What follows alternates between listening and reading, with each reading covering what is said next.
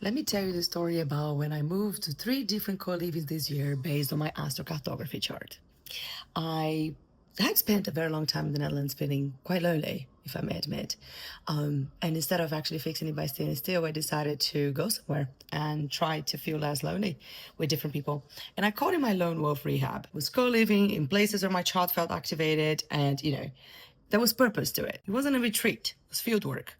I wanted to really explore whether the loneliness I was feeling and it was if the place was me. It turned out it was a little bit of both, actually.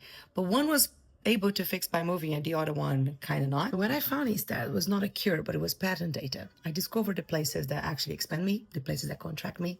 I discovered the kind of people that accept me for me and the ones that do not see that where I do not need to kind of contract myself in any way. I also saw who I became around strangers again, and strangers of different kinds, of different backgrounds, different nationalities.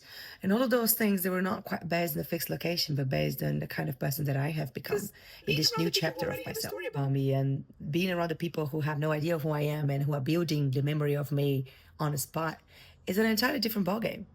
And when it comes to looking back to yourself and actually re-understanding and breaking down the pieces that make you in the world, I reckon that this is also what I'm building now, the platform that I'm building now called The Medal. That's the foundation. If you have the book, you know what I'm talking about. If you have read The Ground the Grass, if you have the physical copy, in the back, there is a clue and you know what I'm talking about. But if you want to sit in the waiting room and take a look, take a sneak peek of what I'm talking about, this is something I'm building for all of us to talk about the language we all speak, but we have forgotten about it. And so if any of this actually lends to you, if any of this breaking down and put yourself together in your own terms, if any of this conversation resonates, I'm going to leave a link here. Take a look there and sign up for more.